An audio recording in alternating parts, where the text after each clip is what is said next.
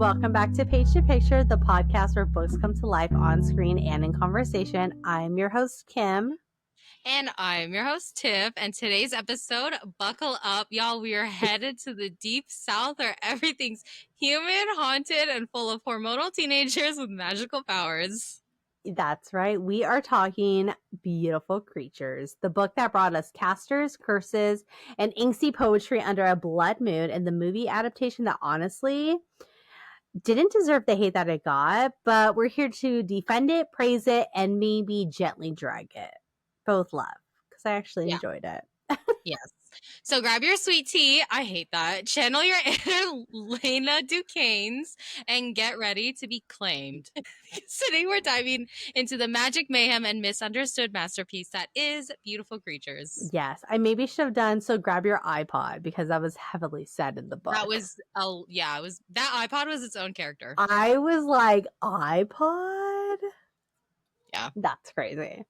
Okay, so before we get into it though, Tiff, how are you? I am fine. Good. I have been trying to find, because listen, everyone knows I have to have something to hyperfixate on or else I cannot function like a normal human being. So I haven't found anything to hyperfixate on and my brain is going crazy. So I keep like going back to certain things that I normally would hyperfixate on. So like the MCU or like Lord of the Rings or whatever, and none of it is latching on to me and it's starting to piss me off. Okay, so you should watch. Have you watched Hunting Wives? No, I don't want to watch. You told me to watch it and I don't want to watch it. And it's been coming up on my For You page and I keep skipping it because I'm like, I don't want anything to do with this. I started watching The Witcher again in hopes that maybe, because I never had a hyperfixation on The Witcher, but I'm hoping like maybe my brain I'll like convince my brain like this is good shit. Yeah. I just, Yennefer pisses me off every time. So like, I can't. Who's Yennefer? She's the main bitch in The Witcher. Okay. I just don't like the way she talks. So no, I just look away. That's what I did when I kind of watched this movie and I heard all of them talk. Yeah, there's no need for them to, we're going to get into it. But also I've been trying, so the Tales of the Shire video game came out yesterday and I don't have money to buy it. And I've been like itching and like, I want it so bad. I want to be a fucking little hobbit running around the Shire, skipping and planting Is that shit. video you sent where he's like, jet to holiday? It's like a guy. Yeah. He's like playing. Yeah. And he's like, that's 50 pounds per hobbit. Yeah. That's nearly 200 pounds for a fellowship of 4 or something like that. And I was like, this is the greatest. I want to play that game so bad. That's what I want to hyperfixate on, but I can't, denying myself because I can't buy it. So here we are. Here we are doing the podcast. Yep. How are you? I'm doing okay. I'm trying to read. I had bought a book, Better Than the Movies, and I've been wanting to read it for so long. So I'm trying to read it little by little. Like every time I go to bed, I try to read a little bit of it. But I'm okay. I literally the other night, I have to tell you. So I've been rocking my phone with no phone case, right? Wild. And I was like I was messing around with my phone, like kind of, if you're not watching, I have it, I'm holding on to like the corner of the phone and I'm like swinging it up and down. Okay. Chaotic. And before I went to bed, I was like doing that, but I was like smacking like Ezra's butt with it a little bit. Do you know what I mean? I was just messing around. You're just messing around with him. And I was doing it so, I was not doing it hard, but I was flinging it so much that I actually flinged it up in the air, and no lie, it clonked me on the head, the corner of my phone. And I have like a bump on my head.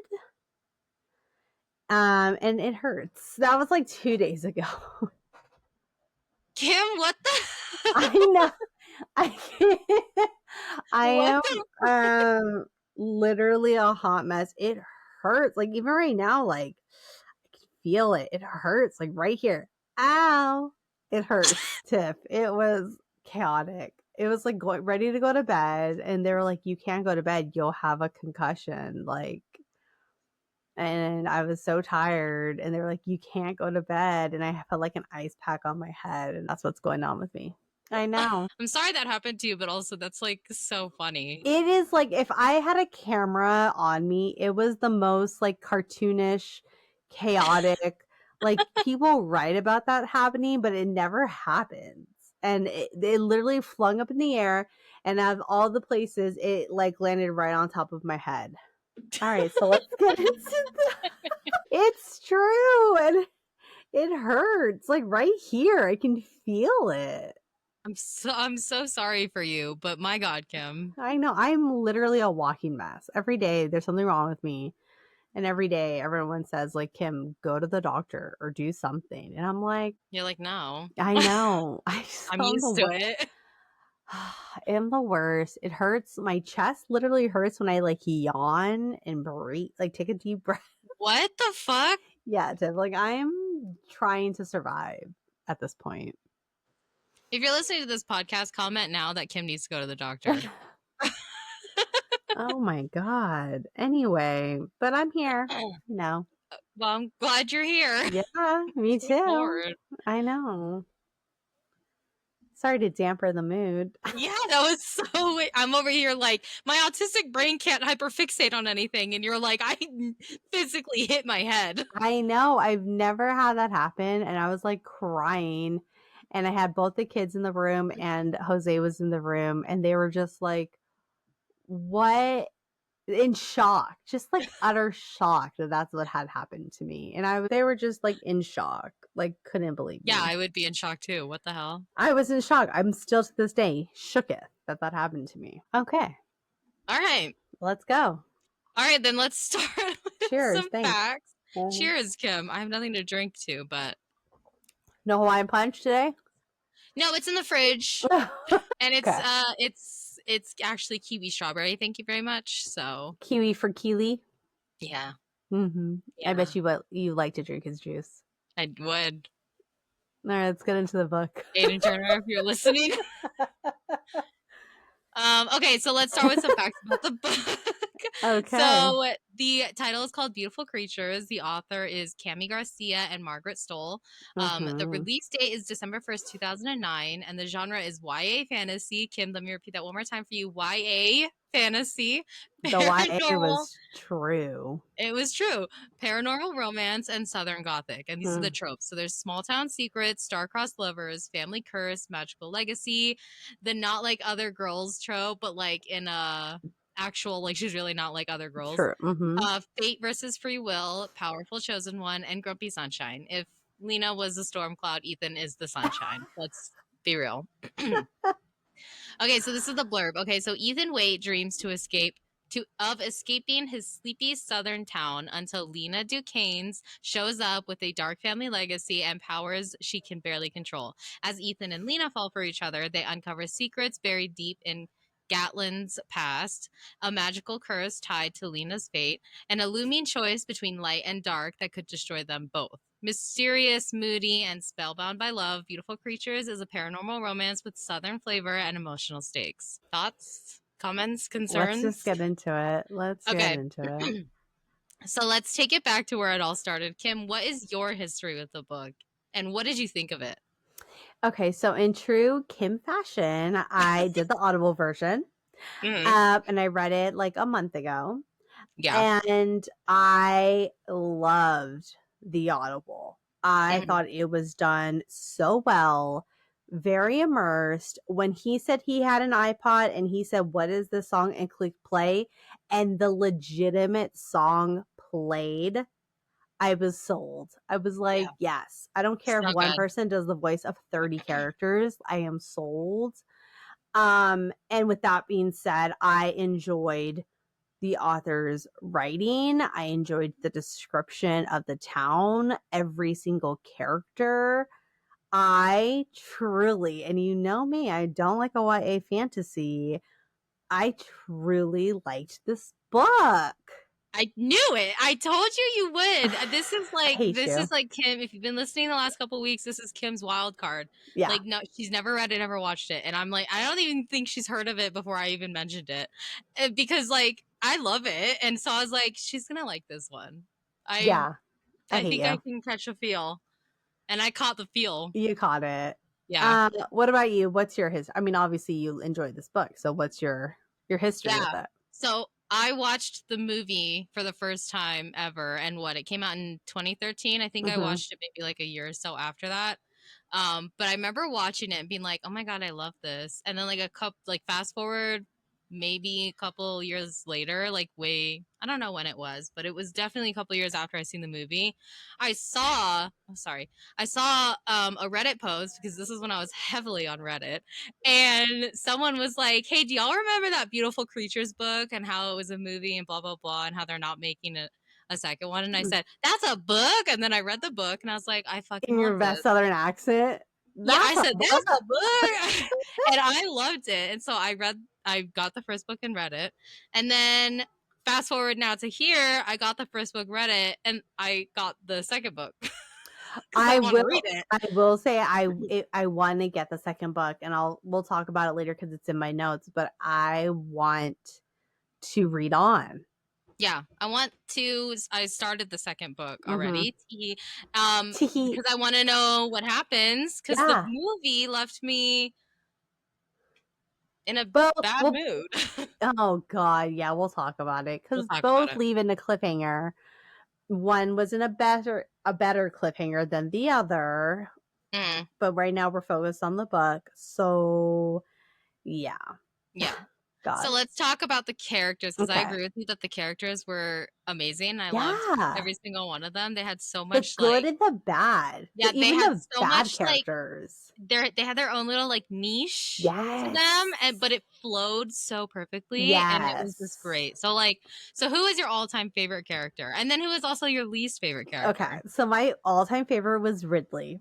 Yeah, I rightfully mean, this girl was a lollipop sucking chaos queen, and I was like here for it. I was so. like, Yeah, who is this woman? a What badass. is her deal? She is like morally gray. That's how I Yeah, felt of FMC morally gray, which to be honest, we don't get a lot of morally gray women in yeah, stories. It's a lot of the male are morally gray.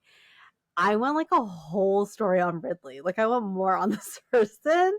yeah, But I love that she's like a villain, but then she also has like depth because she has this sort of on off moment with Link, which is the best friend of Ethan. And I was like rooting for that the whole time. yeah, I was like, girl, I know you're using him, but like I love it. Like yeah.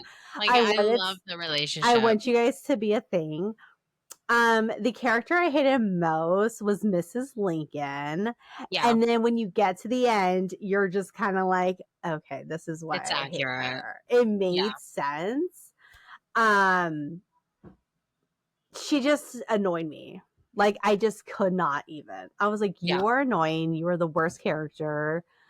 I hate you. And then at the yeah. end, I was like, okay, I understand now. You're like, cool. All Yeah. right. Yeah. Yes. What about you? Who are your favorite and least favorite characters?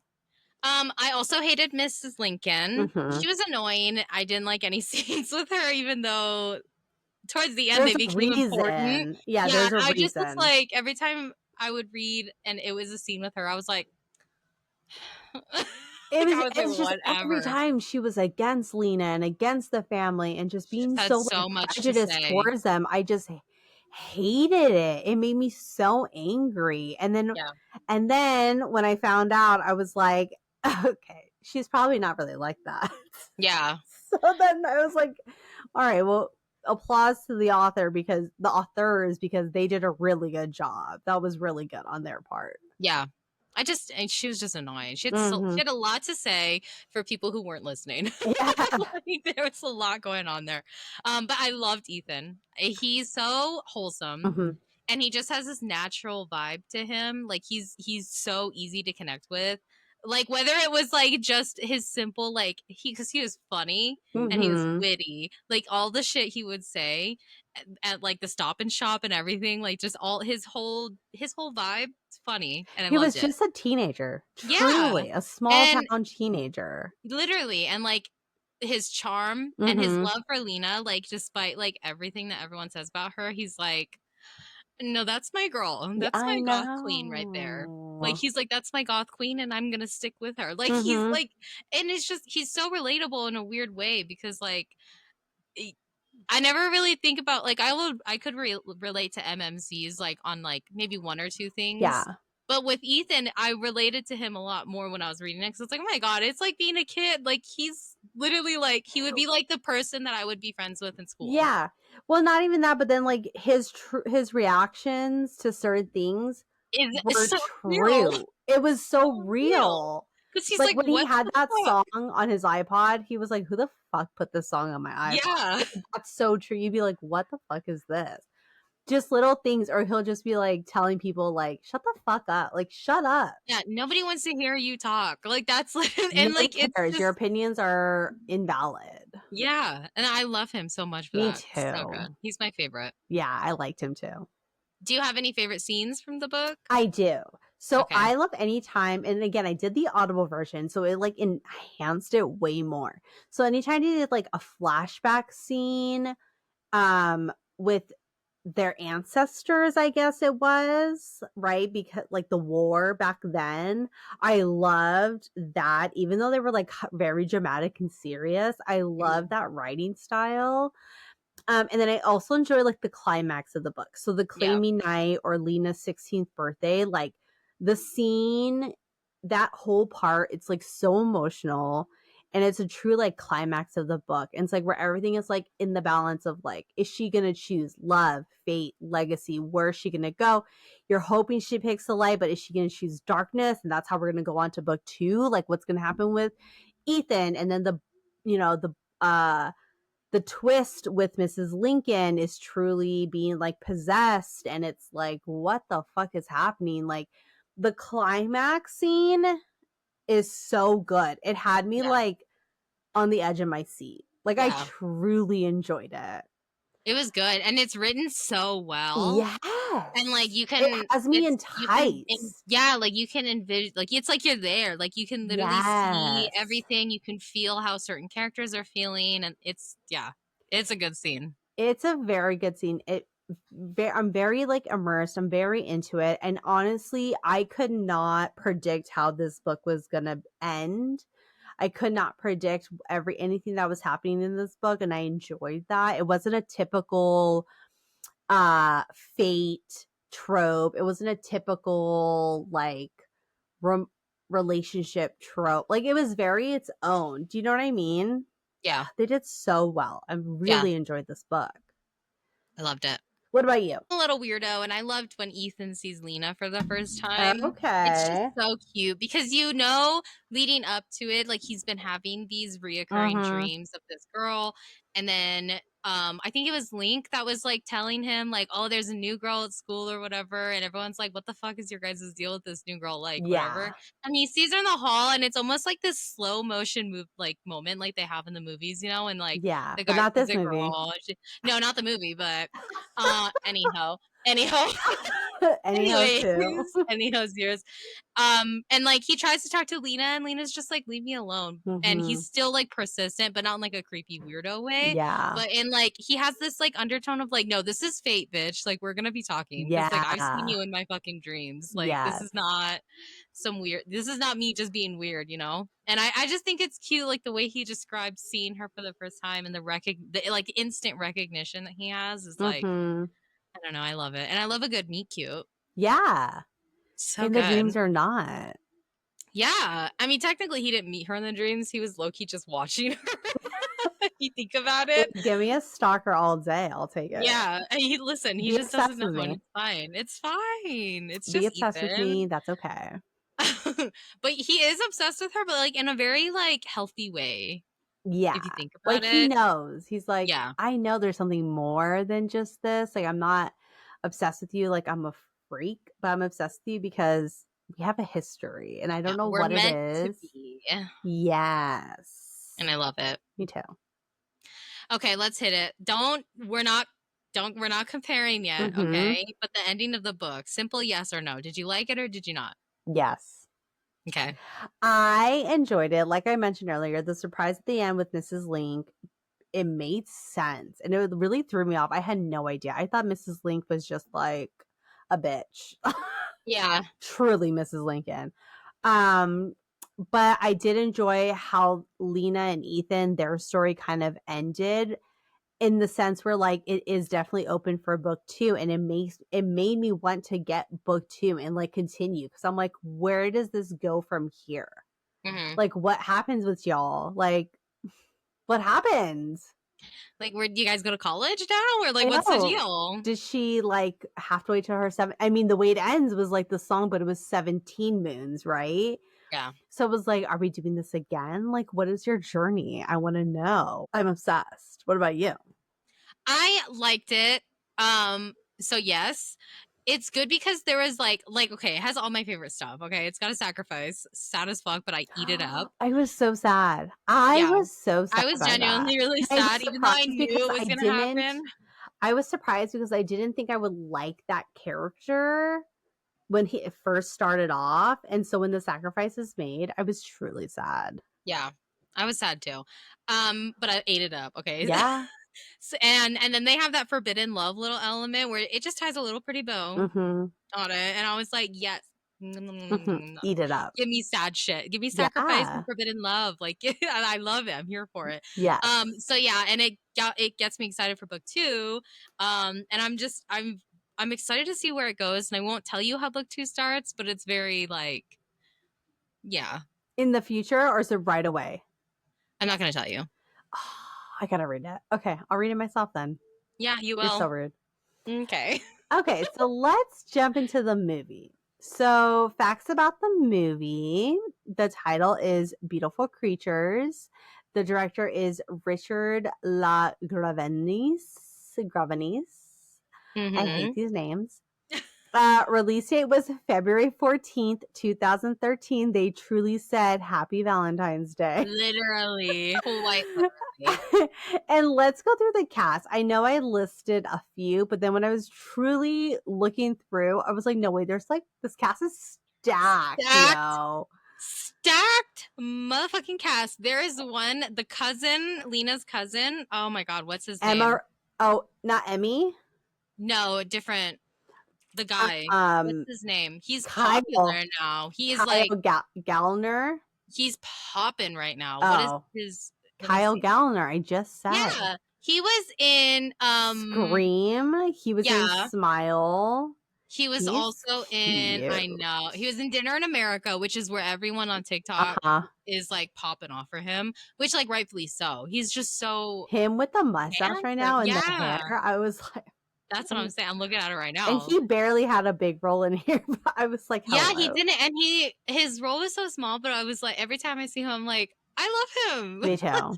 Me too. And like, he's just such a good actor. He's known for a lot of horror movies, but he's such a good actor. Anyways, continue. Okay, so let's get into it. So Lena is played by Alice Englert. Alma is played by Viola Davis, who I am obsessed with. Love Viola Davis. Mrs. Lincoln is played by Emma Thompson, who I am also obsessed with. Nanny McPhee. Oh, I love Nanny McPhee. I love Nanny McPhee. I'm gonna watch it. I know, I love that movie. Ethan is played by Alden Ehrenreich. I think that's how you pronounce his name. He's right behind you if you're not watching. Love him. Mac and Ravenwood is played by my zaddy, Jeremy Irons. Don't come at me. I don't know what it is, but I'm obsessed with Jeremy Irons. I love Jeremy Irons too. And the more we talk about Jeremy Irons, the more obsessed I get. I honestly... Who is doing clapping? It's Bruce. It's also... Bruce is also... I love Jeremy Irons.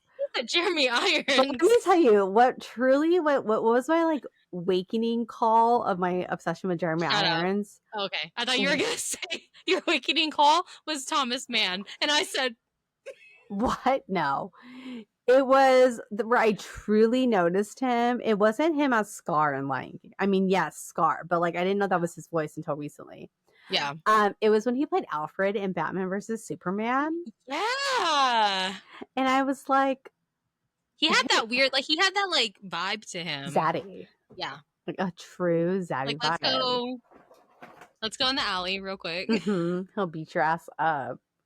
Either way, whatever way you want it However to he be. wants to do it. Okay. I'll allow it. Feed it, whatever. No matter. That's Jeremy Irons for us. That's who your background should have been, is Jeremy Irons. Yeah, I was gonna make it Jeremy Irons, and I couldn't find a good one because it was all like weird headshots. And I was like, oh god. Okay, and as my girl Ridley, it is Emmy Rossum. Rossum? Is that how you pronounce her last name? yeah. I don't know why I yelled it. Okay. As Link, it's Thomas Mann, who I actually enjoy this actor. Yeah, me too. I've seen him in the Hansel and Gretel movie, but he was also in like Halloween Kills. He was in Project X. I think that's where I first seen him in like Kong Skull Island. Like I enjoyed this actor. He was in that? Yeah. Skull Island? Yeah. Who did he play? Because I love that movie. He's like one of the military people. And it's because of Tom Hiddleston, but he's one of the military people, Silvco. Slivco. Yeah. Yes, I remember. Mm-hmm. See, every time I watch Kong Skull Island, I only look at Tom Hiddleston. Look behind him and you'll see this you'll guy. see him, yeah, okay.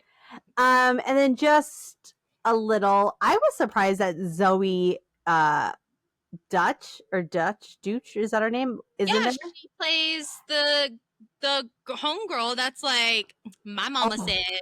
Like, Mama said, and they're like praying in the classroom. Yeah. Ew, I'm dead right now. We'll talk about it later. All right. Yeah. And then I have to shout out as Genevieve Ducanis is Rachel Brosnahan. Do you know who Rachel Brosnahan is? No. Have you seen The Marvelous Mrs. Maisel? Have you seen the new Superman? She is Lois Lane. Rachel Brosnahan? Yeah. She's Lois Lane in the new Superman. Who does she play? She's like Genevieve. So she's like in one of the like, they show like the scenes. Is she the flashback girl? Mm-hmm. No way! That's her? Yes. I didn't even catch that. Okay. So good. Okay. So I get it. Who played the grandma? The grandma? Eileen Atkins. That's who it is. Who's the grandma? Eileen Atkins. Yeah, grandma. I just said that. I thought you said Rylene Atkins. Mm-mm. She was in What a Girl Wants. Yeah, and then Aunt Dell is played by Margot Martindale, and you will have known her in wait, where is she at? I've seen her face 100 times. Tell me if I'm wrong. Isn't she in what's the witch movie that we enjoy with the sisters? Practical Magic? Yeah. Who is it? Margaret Qualley? She is. She's Linda Bennett. Mm-hmm. Is it Margaret Qualley? Yes. No. Margot Martindale. Okay. I don't know where I got Dell. What's her last name? Oh my God, Martindale, M-A-R. Oh, I see it right here. Oh, yes. She is in Practical Magic. Yeah, yes, she's one of the ants. Like she plays Ridley's mom. You know, these are the ants that are like with the magic inside. Yeah, she plays Ridley's mom. Mm-hmm. And then in Practical Magic, she plays one of the neighbors. Yeah, she's the best. I thought she was. Love it. Yeah, I thought she was so good. Love her. She's so good. Okay, so before we get into the movie, let's bring back one of our favorite segments, the Hathaway connection. So back in season 1, we found that we are 1, heavily obsessed with Anne Hathaway, and 2, that a lot of actors can connect to the one and only Anne Hathaway. So with that being said, Tiff, go ahead and pick 3 of the cast, and I'll tell you how they connect to Anne Hathaway. Okay, let's do our favorite, obviously, Jeremy Irons, because Okay, so Jeremy Irons was in The House of Spirits with Meryl Streep, and Meryl Streep was in Devil Wears Prada with Anne Hathaway. God, I rewatched The Devil Wears Prada the other day, and every time I rewatch it, I just learn more and more how much of an icon Miranda is. Because Do you see the pictures of them filming for number 2? They look exactly the same. You haven't seen? They do. I bet they do look exactly the same because they're immortal. They're immortal. Streep looks amazing. Like, so I will lay on the floor and step on my face with your heels, please. You are with amazing. your red bottoms, and tell me why my jeans are ugly. That's what I want from her. That's all I want from her. Okay, let's do Aiden, the guy that plays Ethan. Okay, so Aiden was in Oppenheimer with Emily Blunt, who was in Devil Wears Prada with Anne Hathaway. Oh my god, yes. You know, fun fact, I haven't seen Oppenheimer. Me either. I've seen Barbie. Oh, okay. Oh, so you are the Barbie in the Barbenheimer. Yeah, Jose saw Oppenheimer. Oh, that's funny. Did you guys go at the same time and just split? Yeah. We are Barbenheimer. We are the trend. I only watched Barbie like when it came to streaming. I watched it. Sad news, by the way. No, I saw Lord of the Rings is being taken off of streaming, which means I need to get the DVDs. I can't, Kim. Wait, is it coming out at the end of July? They're taking it all off. I think in August. They're taking it all off. No, okay, this isn't about you. Okay. I can't live my life without being able to just be like, I'm just gonna put it on. I need the DVDs. I need the Hobbit DVDs. You don't have the DVDs. I know, but I stopped buying DVDs when I started paying for subscriptions for streaming services. So I need the Hobbit DVDs and I need the Lord of the Rings DVDs because I can't live my life without being able to know that I can just simply sit down and watch my favorite movies. Okay. Anyways, let's do Viola Davis. Okay, Viola Davis was in Doubt with Meryl Streep, and Meryl Streep was in Devil Wears Prada with Anne Hathaway. Meryl Streep is in everything, and look, I love it. Devil Wears Prada is the road. It's the connection. It's the to the Hathaway flight. That's a one-way connection. It's a one-way flight. Yes. No, there's no pit stops here. There is. It's Stanley Tucci. Oh, you're so right. Stanley Tuccieville. That's what it is. You gotta take the Tucci train. Yeah. The Tooch. You gotta take the Tooch train to the airport to fly the Hathaway connection. Yeah. To Meryl Streep. Yeah. Literally was just watching Mamma Mia right before I jumped on here. I was watching Mamma Mia yesterday. You shut your mouth before you talk to me. Okay. Anyway, I love it so much. It's so good. She is so good. She's iconic. I know. She's Jose was like freaking iconic. Jose was like standing there and it was like Pierce Brosnan was singing and I was like, Jose didn't say anything. And I was like, don't you sit here and judge that man while he sings. You let him sing his heart out. You let him sing his heart out, especially to Meryl Streep. You let him sing his heart out. He's the dad. He's the dad. Not the Skarsgård. I had a theory. I saw a theory that someone said it was Skarsgård. I believe so too. Did you watch Mamma Mia too? Yeah, because they did it a lot. Mm-hmm. I think and her and Bill only did it. Her and Bill only did it once. Yeah, her heart belonged to him, but her uterus belonged to Bill Skarsgård. Yeah. Or not Bill Skarsgård, but the Skarsgård father. By the way, I watched this is so off topic. I watched that movie with Bill Skarsgård, the one where he's trapped in the car. Oh. I can't remember the name of it, but it was good. Okay, you would have anxiety watching it, but it's good, so you should watch it. He looks just like Justin Bieber and Pete Davidson put together as a person. And like I've always thought Bill Skarsgård was handsome, but this makes me think yes, that's it. Yeah, it's good. It's interesting, but it's good. I liked it. All right then. Anyways, yeah, since we were talking about Skarsgård. Okay. Always love a Skarsgård. Always love a Skarsgård. You know what? We should do a Skarsgård connection. Yeah, maybe we'll have a month dedicated to the Skarsgårds. If you can, we should. Yeah. I'm so down. Let's get back on topic here. Yeah, sorry. So, I know you've been loving this. I mean, you hyped up this book and movie so much. Especially the movie. Yeah. So when did you first watch it? I mean, you mentioned you saw it, but like, do you remember how you felt? Were you just like, this is the best? And then when you rewatched it for the podcast, did your feelings change? No, my feelings stayed the same. I loved it. It's the Beautiful Creatures is one of those movies that I will rewatch because I want, like, you know what I mean? Like, I'll think Interesting. about it because, Mm-hmm. like, it won't live in my head rent free, but it's a very frequent visitor, and he Mm-hmm. comes by and he's like, "Hey," and I'm like, "Let's watch." You know With what the I mean? Southern Or like, charm. Yeah. yeah, I don't know what it is about. Well, I don't know. I like the story and I love the vibes and I love just I don't know. It's laced with crack or something That's for me. interesting. Yeah. So I watched it like a couple years after, or like a year after it came out, and I was like, this is great. It was the first introduction to any form of whether it was book or movie. I Mm-hmm. watched the movie first.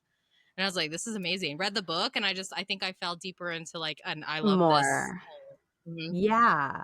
So, okay, I watched it like a week ago. And I remember seeing the poster a lot. Um, and that's about it.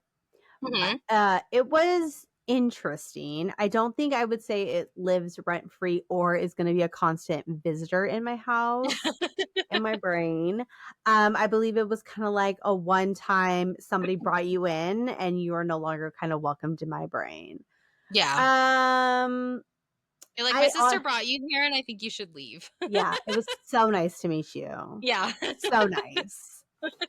I can honestly, if I honestly though think that if I watched the movie first, I might have enjoyed it and it might be a constant visitor in my brain. But because I read the book first, I was The one time. expecting so much and I was very disappointed in what was taken out.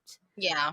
And the ending, I was like, I sat here and watched this movie thinking the ending was going to be what I wanted it to be, and it wasn't. Um, I did enjoy the movie. I like sat there. I was genuinely uh in it. I thought it was very fast paced, though. I mean, Yeah.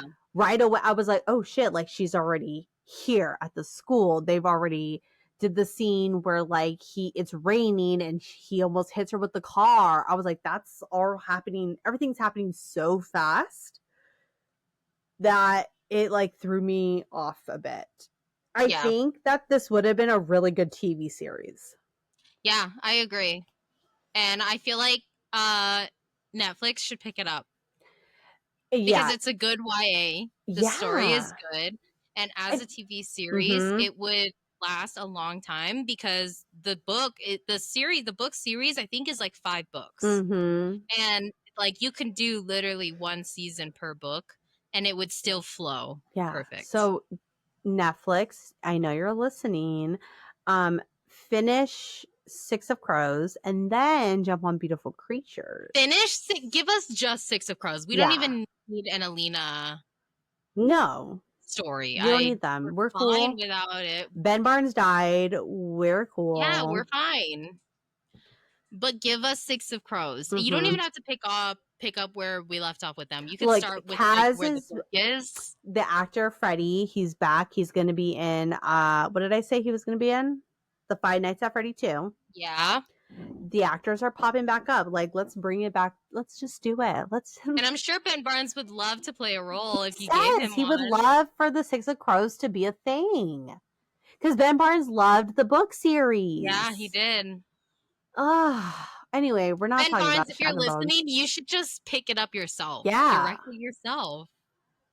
If I was an actor and I had hella money, I would do that. Like if they said we're dropping Shadow and Bone, I'd be like, okay, give it to me, but just the Six of Crows, and you can have everything else, Yeah. and we'll go over here. Yeah. How much money you want? So annoying. It is what it is. Let's talk about casting. Yeah. Who nailed it and who missed it? I think everyone kind of nailed casting. I would have loved to see more of our side characters. So like Link, Ridley, the cousin, more Amma. Like, I'm sorry, is the dad even existing? What the fuck? There's barely a dad there. Where's the Oh yeah, he's suicide? like just talk. Yeah, he's just talked about. They don't even have a cast for the dad. The dad is just a word. Yeah. But overall, besides that, I think everyone else was casted pretty well, like as I imagine, like down to the accents, girl, because I needed subtitles 100%. Because I was like, Yeah. what the fuck is this guy saying? Yeah. Their accents, I think they did it so good too because the audiobook, It's the just accent is like, perfect. It sounds like the actor is doing the audiobook. That's what it is for me. yes. And it was so good. Yeah. And I saw some controversy online, and they're like, they didn't really need to make them accents so hard. And I was like, okay, but The like, I feel like they kind audible, of did. if, I feel yeah, like they kind of did because of the setting and like how it, I don't know, like the lore of the the town. story. Yeah, Yeah, yeah, in the yeah. town. Like, I'm not like, it would be weird if they did that in like a central suburb, like, you know what I mean, like a Yeah. city type Yeah. area. I'd be like, okay, that's a I'm bit like, what much. is this? City of Bones? Yeah, but Like, like a small town, it makes sense. yeah, I don't and the know town, though because and if you I've never been, know the but lore of the town based on the book, the people in that town have lived there forever. No one's left. Like, no one's new coming in and no one really leaves. Like, that is the town where you grow up. And when you listen to the audible, the accents are there. That southern strong accent. So yeah, I would find it weird if I watched the movie and there was zero accent. I'd be like, what the fuck is this? Then why have it in the book? You know what I mean? especially from like the older, like the parents and the teachers and stuff, it'd be Yes. weird if they didn't. Like, I would let it slide if it was like the All the kids, kids. but yeah, I liked it. I I don't had know. no issues with it. Yeah, I didn't either. Who did you I like? think okay, I think Ethan nailed it. Mm-hmm. Like I said, it sounded as if the actor was doing the audiobook. When I was reading it again, I was like, dude, this is literally that guy. Yeah. You can't tell me otherwise. Shout out Yeah. to the narrator because he did a phenomenal job. So I think Ethan nailed it. And then I think that low key, I think Viola Davis nailed it too. And I think that she gave Emma more Yes. of a, like, flavor to her because Mm-hmm. in the book, Mm-hmm. she was missing character. Mm-hmm. But I think Viola Davis gave her that, which rightfully so. Very naturally, she gave the She did character so good. more. That scene where she is like, "Are you inviting Lena to dinner?" Yes, And and she her pauses. face, I was So like, good, "I'm gonna watch How to Get Away with Murder." That's what I thought after I literally, saw her. She did so so good. good. She really did, and And she obviously like Jeremy sat there and Irons. took off her thing in front of fucking Jeremy Irons and she was like Oh yeah, praying. I was like, Viola. I said, "Oh girl, she wants herself some Jeremy Irons too." Okay, let's be real. And speaking of, I think Jeremy Irons can do no wrong. He No. played perfectly. Yeah. But I want to talk about Emmy Rossum because she's iconic. Okay, she was in the Phantom of the Opera. Love Yeah. her. She was in Yeah. Shameless. Icon. Okay, and like her as Ridley just makes sense. I can't see any other actor playing her. Her appearance showing up, her backstory when Lena tells like her backstory, and then Yeah. at the end when Homegirl is in that all black lace outfit, Yes. I I was was like, "Well, give me like, more of her." "Where's your lollipop, girl? Pop that shit!" Because I like, I watched the movie recent. I can't remember what day it was I watched it. I did watch it recently though, a couple days ago. And I remember thinking like, "Oh, I really want to watch the Phantom of the Opera again just because of her." mm-hmm. Like, she, and don't get me started with Gerard Butler, but we're going to move on. Have you seen Phantom of the Opera? I've seen the actual play. Okay, that's fair. I've never seen it, so my standards are a little lower, I think, because I think the play being said, it said that the play is so much better, obviously, right? It Rightfully was so. when they had it here in Vegas. They had Oh it. my god, are we gonna go They to it was like Hamilton? a Because I long. really I want to go went to to. I Hamilton. went to. We need to come on because it's at the Smith I Center. know. No, the Phantom of the Opera. It was a play here. They did it here on the Strip for a long time. Like, and I remember going, and I remember the scene, like the chandelier falling. Like the chandelier literally fell. It's like falling on top of the Yeah, audience. It just was so good. So I saw the actual play. I don't think I've seen the actual movie though, but I do love this I actress. we should do that. when we circle around for season 3, because I know we're gonna have to hit up a classics month again because there's too many of them. We should do Phantom of the Opera because the book I heard is really good, but the movie, Kim, like he's like Is it Gerard Butler? Phantom? It is Gerard Butler. I'm pretty positive it's Gerard Butler, unless I'm being crazy. I love Gerard Butler. First of all, talk about Zaddy. I know, and he's like young in this one, so it's like, yeah, it's Gerard Butler as the Phantom, and you have Emmy Rossum as Christine. Oh, you he got looks Patrick Wilson in there. Yeah, he looks so good. Yeah. Kim, when they're in the when he's like kissing up on her neck. Yeah. I was like, oh boy, stop. We need to do that because he's just so good. I love the Phantom of the Opera, and I haven't thought about it in a really long time. Tell me why. I just thought it. I didn't do anything. I didn't Google anything. I did nothing. As soon as I opened up TikTok, I got a Phantom of the Opera edit, and I said, "The universe is telling me to watch it." I needed to. Yeah, I need to watch it, but I want to read the book because I love a young Gerard Butler. Don't we all? Yeah, I love an old Gerard Butler. I love Gerard Butler today. Yeah. But yeah, I think Emmy did amazing. She's an icon. She's up there with, in my head, she's up there with Anne Hathaway. So yeah, she did really good. I really enjoyed her. Yeah, she portrayed that character very well. Yeah. Okay, so are there any scenes or moments from the movie alone that stood out to you, either good or bad? Yes. So I enjoyed the dinner scene in the movie where Lena and Riley go at around. And Ethan is like going through it. He can't move, can't say anything. Just stop it already, people. Like, please. I think at one point someone was drinking wine like while it's spinning. I thought that was so good. I thought it was cinematically good. And it got me excited because like it was at that point when Lena and the aunt, like when everybody started showing up, I was like, here we are. Here's the magic. Like this is the start of it all. And I thought it was hilarious. I was intrigued. I loved every single part of that. So like that was like my favorite scene. Yeah. I loved it so much. What about you? It was so good. I loved it when she made it snow for Ethan.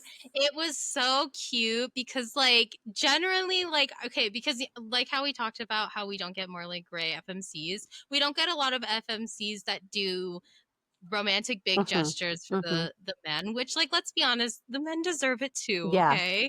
So when Ethan tells her like I wish like I could see it snow, yeah, because I've never, and she's like okay, and then it just starts snowing. That was so sad. Cute and it's so romantic, but it's so sad at the same time because we know why she's doing it, but Ethan doesn't know why she's doing it, and it just makes it even more sad. And like it was so sad when she found out that she had, in order to break the curse, she had to kill the one she loved, and she knew like that whole part was so sad. And then it was like from that moment when she found out up until after the battle scene, after her uncle dies, I was like hooked.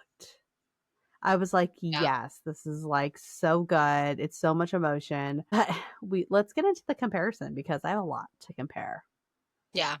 Okay. So what's one thing you wish was in the movie that wasn't, or what's one thing that you wish was in the movie from the book? Okay. There's two things. I wish that they made Ridley more how Ridley should be in the movie, because in the book she's very chaotic and she's very witty and she has a lot to say, but she's very sassy. Like she's funny. Like it's so good. And she has some of the best lines like ever. Like every time she would speak, I'm like, "Ooh, girl, you so right." Like that's why she's like one of my favorite book characters. Yeah, and I feel like in the movie they dumped her down, which is like they just wanted her to be just this evil bitch. When like she is an evil bitch, but like she has a personality. She's not even that. Like there's more to her. There's and I agree. I just feel like they could have allowed Emmy to do her thing. I feel like if they gave her like free reign, like you read this book and you tell me how you think she should be, and then that'll be it. But also I wish that they had more of the romantic moments with Ethan and Lena in the movie, because in the book, like there's like a window scene where they're like writing to each other through the windows, and it was so cute. And I was like, oh my god! I was like, that is like some weird Taylor Swift shit, and I love it. Like, what do you mean they're running into each other? And it was so cute, but like they have moments like that together, and I feel like they did that in like a weird montage way that wasn't a montage. Like they just kind of flipped through time with like conversation. Like they had a voiceover.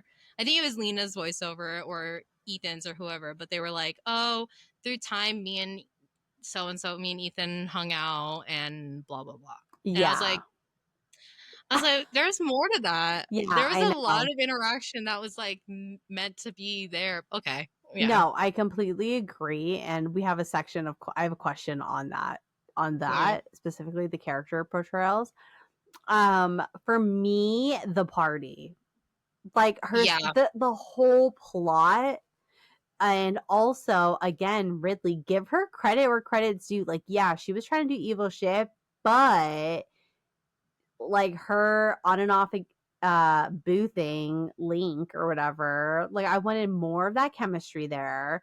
Like Ridley was gonna kill off Ethan's dad, and Link is literally like says something to her where she just doesn't do it anymore. Yeah. And I just wanted more. I wanted more Ridley. I wanted more of the characters. I wanted more of like certain scenes, like the party, because like that's like the whole, like that is the whole point. Do you know what I mean? Like, yeah, that's where we're trying to get to, is this climax scene. And then also I agree, I wanted more of the relationship developing between Lena and Ethan, because I felt like it was very rushed.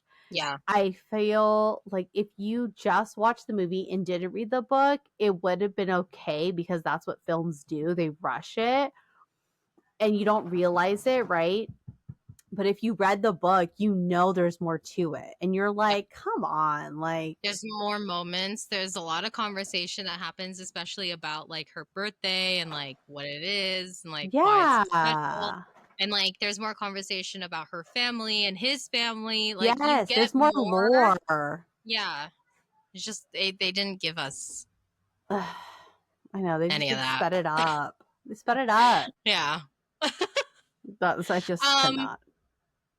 I agree. They made it fast, and I would have liked the party scene though. I think what they did was they made the dinner. They were like, "This is enough," and it's like, no, it's not. No, it's not. You know what I mean? The dinner party was not enough. I needed more at all. I want more of the family because they're chaotic. Okay, let's talk about the ending, because I've been literally itching. What are your thoughts? Okay, so the ending up. Okay, so it was. I'll start at the part where we mentioned the snow scene. From the snow scene to when he woke up, forgot everything. It like was a dagger to my own heart. Like I was so hurt. And then fast forward to like her birthday.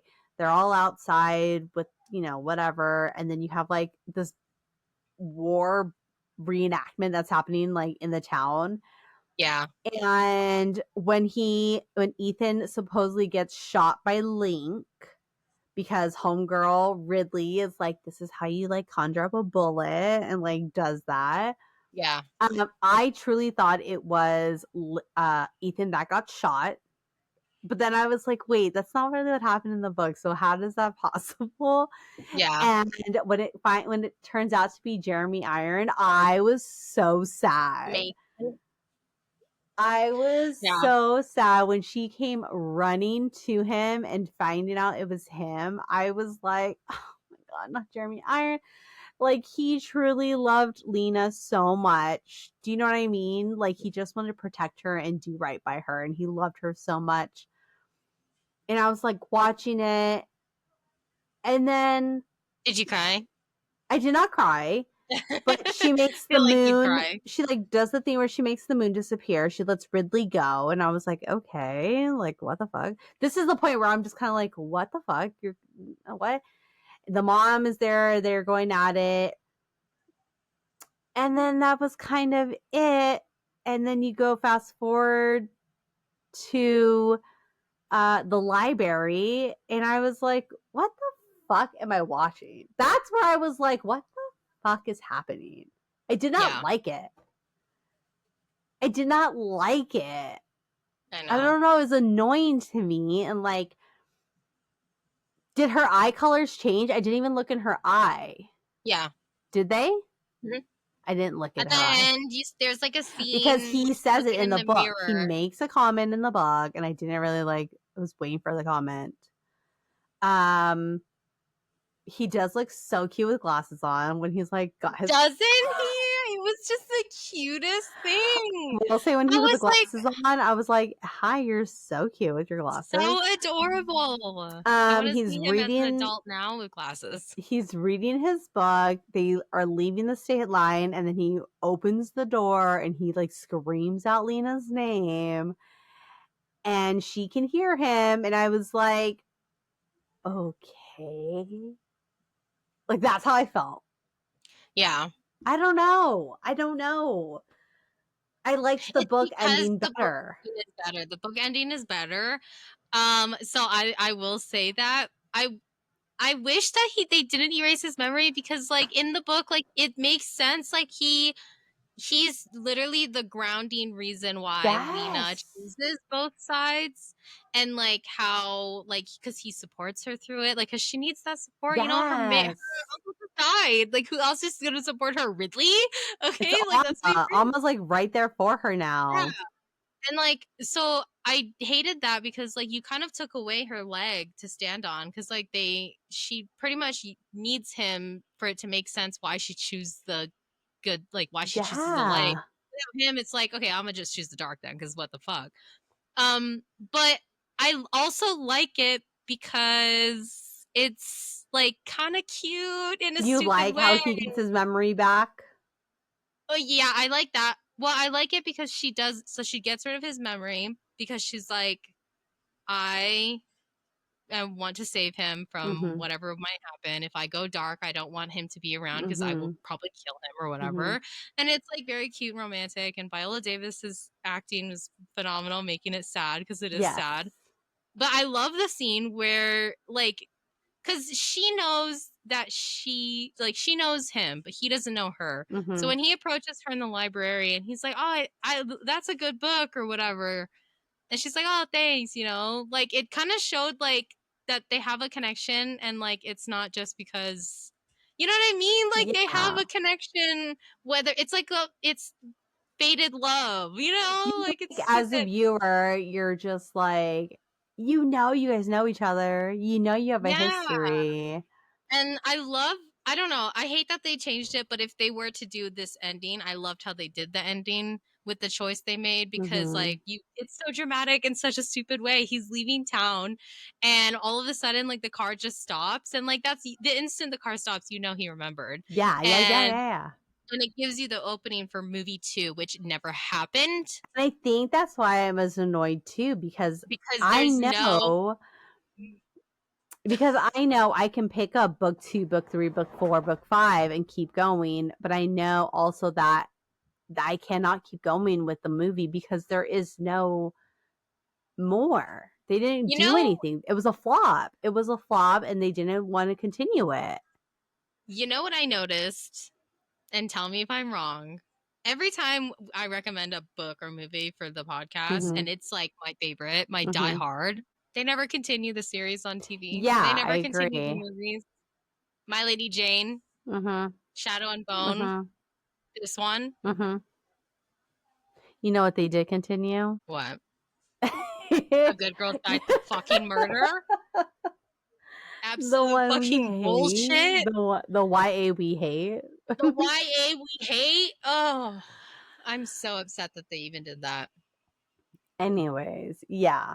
I needed to start my own streaming service and just make it to where it's all the canceled shows from other shows that people love, and just put it on that streaming service. Well, I'll be so if anybody wants to donate money for me to get that started, I will, for your favorite show's sake.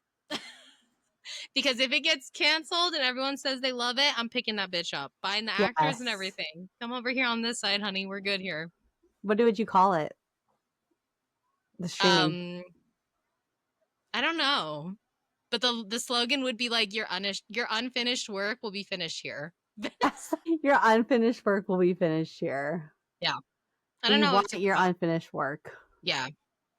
Canceled? Question mark? Not here. I love So that. I love that. anybody that what's it called? Investors. If anybody wants to Yeah. invest in my dream, please hit a girl up because I'm a businesswoman. Yeah. Invest. That's the clip. I'll stream it. That's the clip. That's the clip. You're gonna post it. We're tagging Everybody. rich people. Okay. Just rich people. Only tag rich people that Only are cool. all the actors in the shows that got cut. Yes. Because I know they're gonna be like, you know what? Let's hit her up. Yeah. Let's hit up this random girl. She knows what she's talking about. Literally. Okay, so I want to talk about this. So how did character portrayals differ between the book and the movie? Like, who worked better in what version? So like for me, like I mentioned, I wanted more. I wanted more of the dad. I wanted Ridley and her relationship with Link. I wanted the mind talking with Ethan and Lena. You could have at least They could have done that. They could have done that. You're not doing it's not hurting anyone. Do a voiceover. Yeah, it's literally just a voiceover. Voiceover and an actor just staring silently off to the side because they know. Yes. Yeah. The characters in the book, I loved them so much. And it's no hate to the actors that got casted. I think they all did such a great job with these characters, even Ridley, even for Link, even all the ants that get like everyone. I think everyone did such a great job. I just would have loved more. And I know that means that that 2-hour movie would have been like a 4-hour movie. But then give me a TV series at that point. Yeah. Because I wanted more. But I also want to say real quick, I just thought about it. I loved the church scene where when he's having that conversation about Lena going back to school and then he's like transformed with Mrs. Lincoln and it's so good. That scene was good, and then he turns around and he says something, and she's like, what? Yeah. Yeah. I thought that was so good. That transition was so good. Mm-hmm. Like cinematically, it itched a brain. It itched a brain. It itched my brain. Okay, that was a very good scene. I did enjoy it, and I do enjoy how they gave it up quickly because then now you're not just like, what's up with this lady? Like, why is she so against everybody? But like, because Lena's mom is like took over her body. Mm-hmm. But I also love the part where she shows up to Ethan's house and she's like, may I come in? I have brownies. Oh, and yeah. Like, no, you may not. And she's like, what did you say? And she's like, I baked you brownies. And she like she tries to come in. Hard. I was like, and she's Lena scary. locked her bitch ass out. And Lena said, not my man. Hilarious. There were some key points that were really funny. But I do miss a lot of stuff in the book, and I do miss a lot of the characters. More character storyline. Yeah. What about you? I agree. I think no shame to the actors at all. I think they were just given what they were working with. Mm-hmm. I think my eyes are kind of set when I say this on the writers is that the characters were dumbed down, mm-hmm. and it was very irritating because the lines. Their acting was good. It was the lines that they were delivering that was not in the sense of like it was bad, but you could have given them more. Like my God, they could have said more. That could have you could have added 1 or 2 more sentences for Ridley, and it would have transformed her entire view, like how people see her in the movie. Yes. Just completely. You know what I mean? So like I feel like they dumbed down the characters, all of the characters, all of them were dumbed down, and the actors really carried the characters when it should be a balance between the actors and the characters kind of just being one, if that makes sense. No, it totally makes sense. I feel like Lena specifically was very bland on screen because in the book there was so much more to her. She had more emotion. And I imagine her as that gothic, like the gothic girl that like was funny. You know what I mean? Like the gothic girl that you're low key kind of scared of, but when you talk to her, like y'all are chopping it up in the back of the classroom. Like that's the vibe. But in the movie, I didn't get that, and I was like, Okay. I want to know who other people think has cast. I did not expect her to be casted for Lena. I don't I'm know looking it who up. I expect, but I just she kind of just it was very flat. Does that make sense? Like, Yes. She I was don't know. bland. Okay, Yeah. so for Lena Duquesne's, they originally wanted Adelaide Kane to play her, Okay. Who is which I that? could see. She is from. I've seen her before. And then some people said Sophia Carson, which I've seen her too before, but I don't know where she's from. Oh my god, Tiff, she's like in everything right now. She's doing so many book to movie adaptations. Is she? Yes, she's in the Oxford. Oh, she's in Purple Hearts. Oh my god, I want to read that before we watch. I want to watch it. We should do a thing. We will. My Oxford year, it's on my list. Are you kidding me? The life I list, want to watch Purple it. Hearts. We have to do just one based on Sophia Carson because she's done, I think, 3 or 4 book to movie adaptations. Yeah, she did Purple Hearts. Yeah. And then my life list. The life list Purple is Hearts also is, one. Purple Hearts is the guy with the earring. I know. I know. Him. Do you know who my Oxford year is? Yes, the King. King George? Yeah, Farmer from George? Farmer George. Farmer That George. makes me so sad because I literally forgot that he called himself Farmer I know. George. Farmer George. No, we have to do one just for Sophia Carson because she's killing it right now with Netflix. Like, Yeah. it's good. I think Okay, on fan Lifeless. cast on my cast for the Beautiful Creatures for Uh-huh. Amma, Uh-huh. still Viola Davis. Oh, yeah. They said he was 100%. perfect acting, and Jeremy Irons stayed the same too. Yeah. Rightfully fucking so. The adults stay the same. Yeah, It's literally. the others. Who would they want to play Ridley? She's not even on here. That's not even a question. That's just rude. No, they just misspelled it. They want Dove Cameron. Dove Cameron. I don't know if I see that. Me either. Oh, why is she all Avril Lavigne? Debbie Ryan. I mean, Emma McKay, right, I could see. I could see that too. I could actually see Emma McKay as Lena. Yeah, I agree. I don't like any of these options for Ethan Waite. I don't like any options. Who's Eli Brown? This guy looks familiar. I don't know. I love the actors, but I don't see them he's as from Ethan. the new Pretty Little Liars. I think the guy who played Ethan, if they could just screen capture him as that age, put him back in the show, I would be okay with that because I think he did perfect as Ethan. It was good. I enjoyed it. Oh, not Jacob Elordi as John Breed. Ew, stop. That's your man right there. No, it's never. It never has and it never will be. Yeah, we'll keep Jeremy Irons. Yeah. I think that everyone was just kind of dumbed down and it was unnecessary. They could have taken, we've seen it multiple times where they've taken lines from the actual book and put it in the movies and shows. Like they could have easily done that to just give them. Who was doing the most acting was the 2 high school girls. Yeah, they were doing the most. They were like, look, we don't have a lot, but we will. My mama said, yeah, they said, my mama said, and I was like, bitch, I don't give a shit what your mother said. That people from Ravenwood are the devil. Like, they said that the Duquesne, they started praying in class, and the teacher was like, y'all better stop praying in class. And they were like, I'm gonna pray all day. I was like, yo, you guys went beyond. They were like, look, loved it. I loved it in this, and we're gonna serve. We're gonna serve. They said this is our last scene. This is our last scene.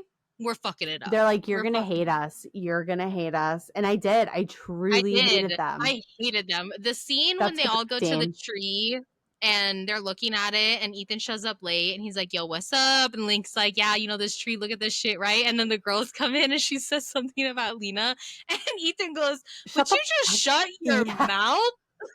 And she's like, what is going on with you? Like, she's like, can we talk? I would be like, it wasn't the tree. It's like the lightning storm that's like constantly hitting. The lightning that struck in the same spot.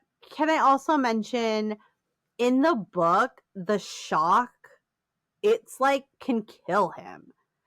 And in here it was like they made out and she had a little fireball and that shit was like the fire. Like there was no concern for him with that. Like, no, that's a big thing in the book was like one of the he was reasons you like, guys I will cannot die. Yeah. one of the reasons you guys cannot be together is because he cannot handle the shock level that is like coming at him. And in the movie they were like, no, they have a makeout scene. Yeah. They probably do it, so we can't. And they're good. They kiss and they're fine. Just make in the book, Ethan was like horrified for a minute. He was like, ready to die yet. It was like true, like, is he ready to live this kind of life? And here in the movie, he did not care either way. Yeah. He was like, fuck it. He said, I live, I don't.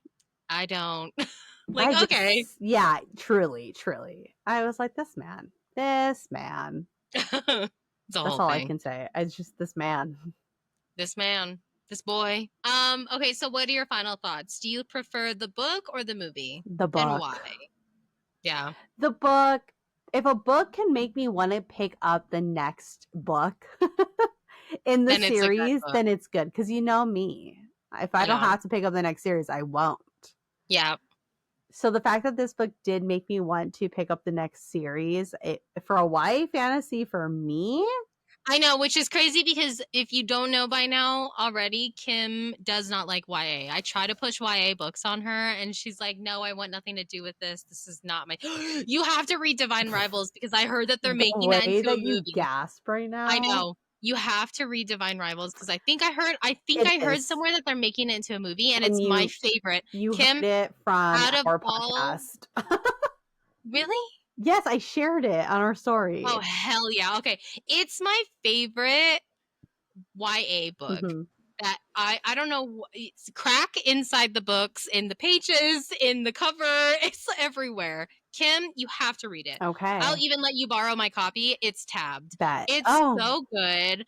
I read it in one sitting, Kim. I read it in 24 hours and then I reread that shit at least 8 times. Kim, Roman is literally like, you know that song Hosier Work song where he's like, I would crawl to her, right? He's literally him, okay? He's literally that guy. Don't worry, Tiff. There's a lot of movies that are being made and we will have to just do one-off episodes featuring that movie for our future seasons. That's why we do this podcast. So good. I'm so right excited. Now, you know what's so weird? Okay, I'm going to go on a tangent real quick. Okay, and I don't mean to like toot our own horn, but like choo-choo. I feel like book to movies or book to shows were always a thing, right? But ever since we started this podcast, I don't know, it's been like boom, every day I get a news that a movie is being turned into a movie every day. Yeah. I'm picking up what you're putting down because I don't know if maybe it's the algorithm fucking with us because we're constantly posting about it or what, but even on my personal stuff, I'm getting like notifications of like books that are turned into movies now and like and it's a lot. All of a sudden, all these Emily Henry books. All of a sudden, all of these, like the one you just mentioned, the Divine Rivals. Just my Oxford year. All of a sudden, yeah, it's the era now. We're in that time, and it's like, yo, we're sailing the boat, okay? Yeah. Because we don't just talk about like like everyone knows like Lord of the Rings, right? Number 1 adaptation ever made known to man. I won't argue with anyone. I'll die on this hill for the rest of my life. I run that hill, okay?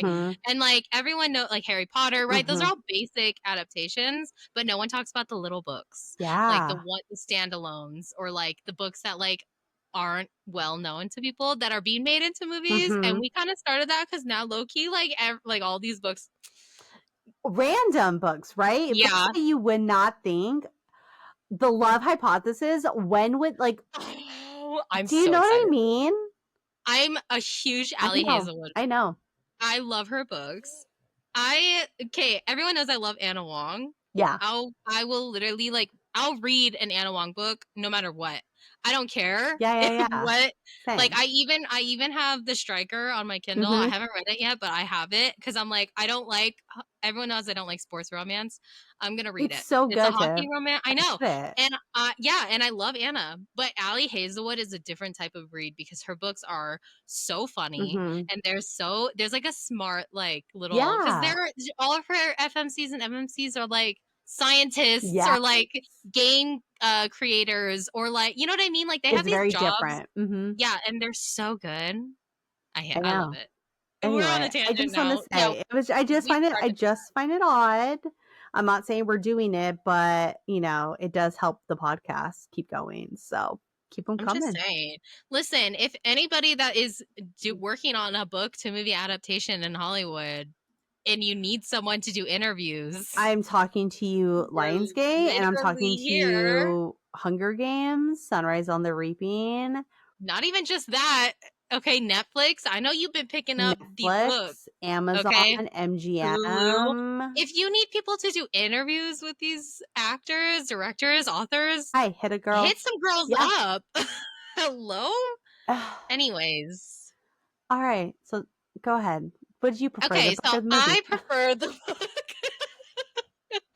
After that tangent that we both went on, because usually it's a one-sided tangent, but and that's going to be the clip, just so you know. Yeah. I prefer the book, surprisingly, because I love the movie. But rereading the book, I realized how much I really truly do love this book. And I was like, this is just so good. It's so good. And I started book 2 and I'm so like I'm like in that like I love it. And I know I said I'm not hyper fixated on things, and this isn't one of those things I'll hyper fixate on, but this is one of those things where it's like I'm in a good place. Yeah, that's good. Yeah, I love it. Good.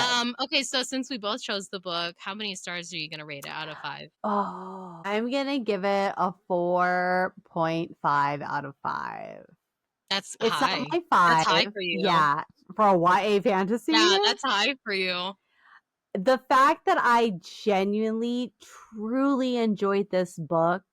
I enjoyed the lore. I enjoyed the magic of it, the story. I enjoy if a book can make me enjoy every character, good or bad, that is a good book.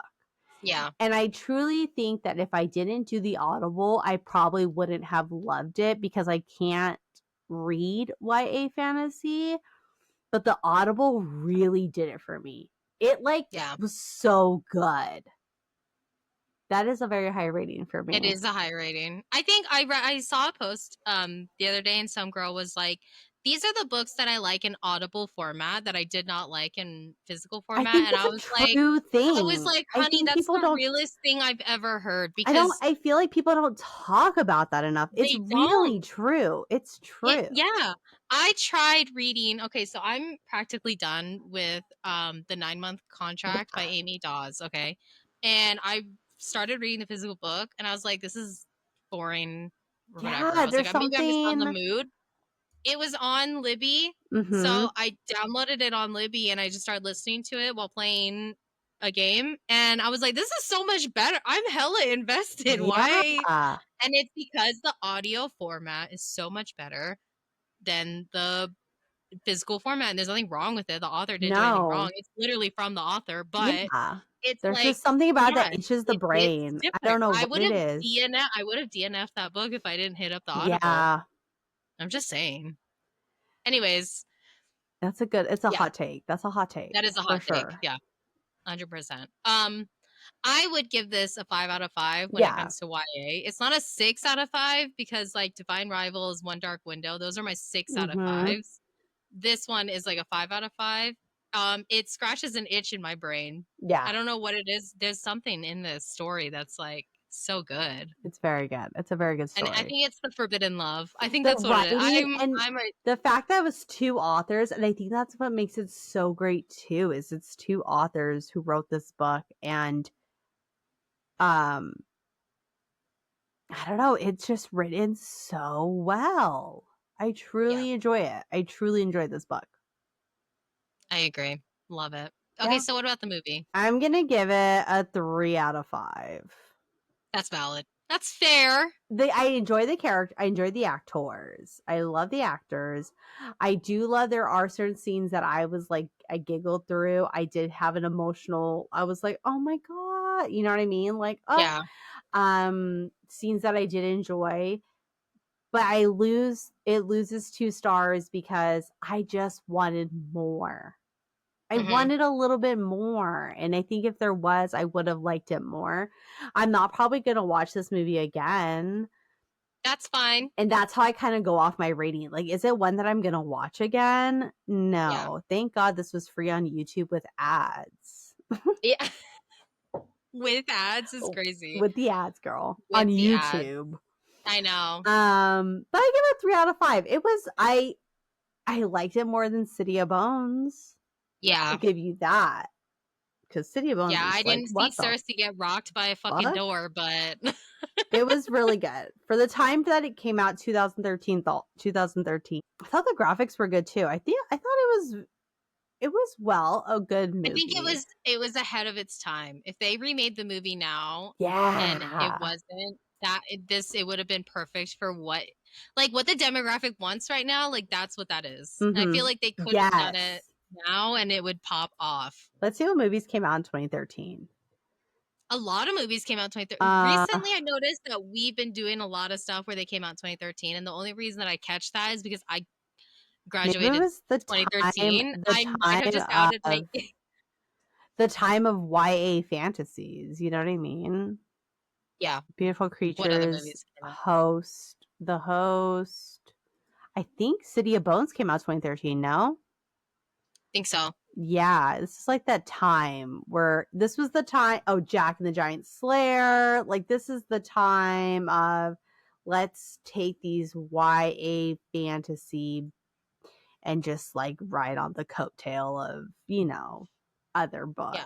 But did like a popular fantasy like YA come out like 2013? Like was it like Twilight or something? You know what I mean? Like did something come out that made Hollywood do the shift for a minute of YA fantasy? Like it doesn't have to be 2013, maybe 2012 something popped off and they were like, let's do this. Because like you have to think about when they did filming, they had to have picked up the project after something popped the fuck off. And they were like, okay, let's hit up this side of the world. Let's look at 2012. Popular movies in 2012. Hunger Games. That's what it is then. It's that YA fantasy. There's always that one that pops off. Hunger Games, The Hobbit. Oh yeah. Avengers came out. The Avengers is different because that's like its own entity. Still, like people but Hunger Games, it was the first. Hunger Games was the first. The Hobbit did come out. The Hobbit. So yeah, Twilight Breaking Dawn Part 2 came out. It was the end of an era, and so they were like, "This is our time," because people are going to be yearning for that YA fantasy. And we said, "Put that back." We try again later. Come back in 2025. Literally, if they did it now, even last year, it would have been. I feel like it would have done. If they do it even now, they could do it now, and I think it would. If you see so many, like, what's the newest one they have? They're redoing Pride and Prejudice again. Yeah. Did you see the cast for that? Did you see the pictures of them on set? I enjoy it. So excited. We have to circle back. I want to see. No one is going to top Mr. Darcy. Okay, like we'll circle back. I feel like this is for Knightley, but I feel newer like generation. This Pride and Prejudice. I feel like this Pride and Prejudice is for the younger generation. Do you know what it's giving? Just by that picture alone, it's giving. Shit. Holy shit! It's giving Little Women. Greta Gerwig. Greta Gerwig. Yes. It's giving that vibe. Modern, but like not in like a shitty way. You know? No, I totally feel your vibes. That's the vibe it's giving. I'm picking up what you're putting down. Thank God. Okay, because not a lot of people do. And I just did. Okay. I give it a 4 out of 5. Okay, and that's fine. You loved. You remember this movie like it was. You know how we always say, like, this is someone else's bread and butter, but it's not our bread and butter? It's my bread and butter, okay? This is my, like, this is your bread and one of those butter, ones that I will, if I and watch it, I'm happy. hello. It's a movie that I will rewatch, not constantly. Like, I'll constantly watch the MCU, The Hobbit, the Star But if Wars, it's right? But on, this you is won't one of change those it. ones. No, I'll purposely put it on, Yeah. like, to watch it. Yeah, Like, it's that's how it is. your bread and butter, and for me, it's like, do you want some of this? I'm like, no, I'm waiting for my entree. Thank you. I'll skip You're like, it. no, that's a biscuit to me. Yeah, A I'm dry ass saving. biscuit. That's a dry ass biscuit with just a drop of honey. I don't want any of that. She can have No. that. And I'm over there eating that Yeah. shit up. I'm over there Yeah, eating that shit up. it wasn't my favorite. I honestly don't think I even would make anybody else watch this movie. That's fine. But you would make them read the book. Yes, I would. Yeah. I would make them listen to the Audible. I don't know about reading the book, but I would make them listen to the Audible because the Audible was really good. I did both. I listened lately. I've been on that kick of listening to audiobooks and reading at the same time, and it was good. I liked it. Okay. Yeah. All right. Yeah, I didn't have anything else to say. I don't know why I said that. That's okay. Yeah. This is the highest rating I think you've given a wild card. Except a fantasy wild card? Well, yes. Yeah, a why except for the hating game, I think you gave that a 5 stars. Yeah. And that was a wild card for you. That makes sense to me because that's my genre trope. Yeah, so that actually makes sense. So for a YA fantasy, that's intense. If you know, you know. And we know. I know. Now you know. Well, with that being said, that is a wrap on this episode and for the month of July, which you know what that means. August! Oh my god, I'm so freaking excited. Okay, so tune in on Monday. Guys, seriously, you have to tune in on Monday because we are diving into my personal favorite, like my all-time. And if you are a fan of us, you know I always talk about it. It's the book and movie series, Tolkien World. Okay, Middle Earth. We are going into Middle Earth right now. Kim, you better get your fucking cape, your legmas, bread. Okay, get your sword, get your bow and arrow, whatever fucking item you choose to fight off orcs with, because we are going into Lord of the Rings, and we are rightfully so going to start with The Hobbit. I was going to have Kim start off with I can't ever say the word, but everyone knows it's the book before everything. We're not going to get into that. That's too much for Kim. I know she's not going to fuck with it. So we're starting off with The Hobbit. I'm so excited. Kim, are you excited? I'm excited. Where are you going? Where are you going? I'm so excited. What is that? I have my mini Tolkien books. They're mini and they're small. Okay, and they can fit in my purse and I can bring it anywhere with me. And it's the books. It's all the books. It's the books in mini format. And it's Is that all the ones we're going to do? The Hobbit? Yeah, so you got The Hobbit. Uh-huh. You have The Fellowship of the Ring. Uh-huh. You have The Two Towers. Mm-hmm. And you have The Return of the King. Okay, and that is the month of August, and I love everything about it. I'm so excited. Calm down. I'm gonna be truly transparent with my. This is my first time reading, my first time watching. So this is a if like people who are like, if I wish I could go back and watch this for the first time and just remember what it was like seeing all this for the first time. Yeah. That's me. That's going to be Kim, and me being the fucking psycho that I am, watch these movies and read these books like religiously. Like, these are my Bible. Like, I don't know what to say. I'm so excited. Okay. I'm very excited. So, but we won't talk about it more because if we do, we'll be sitting here for hours. So if you enjoyed today's episode, make sure to subscribe, rate, and leave a review wherever you listen to your podcast. And don't forget to follow us on Instagram and TikTok at Official Page to Picture for all things books, movie adaptations, Ethan Waite, and more. You can also find our link tree on our Instagram. It has everything from new episodes, guest signups, and our new merch that we just launched. You guys, thank you for this crazy and magical YA month of July. I feel like we did. Thank you to all of the amazing, amazing indie authors that we had the opportunity to talk to. We loved reading and talking to each and every one of you, and we cannot wait to share what August has in store. And then I can't wait for September, but I'll hold off for mine until the end of August. You should be excited for August, okay? It's my birthday month. I'm the big so 30, excited. 30 on 30. This is your magic. 30 on 30. This is your magic birthday. This is my Middle Earth era. Middle Earth birthday. My Middle Earth birthday, okay? I want my second breakfast, and you don't get it. I know you don't get it, but I will. You'll get it. Okay. Well, on that note, thank you, everybody. Have a great night. Bye. Day, whatever time this airs. Whatever. Have a good one. Bye. Bye.